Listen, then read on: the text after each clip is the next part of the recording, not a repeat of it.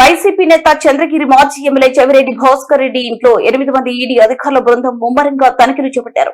Liquor scam లో ఆరోపణలు ఎదుర్కొంటున్న చంద్రగిరి మాజీ ఎమ్మెల్యే వైసీపీ నేత చెవిరెడ్డి భాస్కర్ రెడ్డి ఇంట్లో ఈడీ అధికారులు తనిఖీలు చేపట్టారు. తిరుపతి సమీపంలోనే తుమ్మలకుంటలో ఉన్న చెవిరెడ్డి భాస్కర్ రెడ్డి ఇంట్లో ఉదయం నుండి ఈ తనిఖీలు కొనసాగుతున్నాయి. బెంగళూరు వెళ్లిన చెవిరెడ్డి కుటుంబం ఈడీ అధికారులు వచ్చారని సమాచారం ఇవ్వడంతో చెవిరెడ్డి మోహిత్ రెడ్డి ఇంటికి చేరుకున్నారు. ఈ సందర్భంగా తుమ్మలకుంట వద్ద పోలీసు బందోబస్తు ఏర్పాటు చేశారు. చెవిరెడ్డి భాస్కర్ రెడ్డి వద్ద అతని కుటుంబ సభ్యులను మినహా మిగతా ఎవరిని వీడి అధికారులలోనికి అనుభవించలేదు. ఇల్లు పూర్తిగా తనిఖీలు చేపట్టి పలు రికార్డులను స్వాధీనం చేసుకున్నారు.